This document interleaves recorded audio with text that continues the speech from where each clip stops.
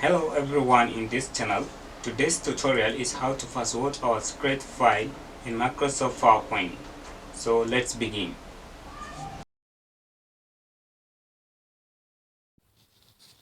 As you have already set your presentation, click on File menu, click on Save As dialog box, choose a location, click on Tools, click on General option. Insert the password into the open text box.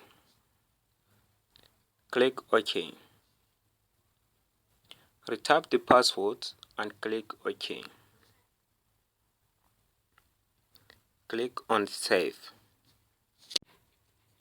Let us close the window and try to open as an unauthorized user by inserting wrong password.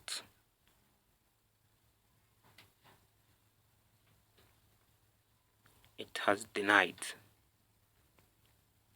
Let us close and open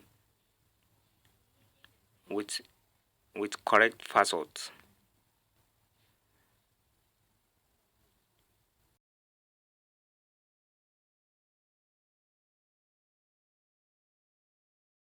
That's it for today's tutorial. If you love this video, click on the subscription button below. If you love to see any tutorial or presentation package, let me know in the comment section below. And don't forget to hit that like button. Hope to see you in my next video. Goodbye.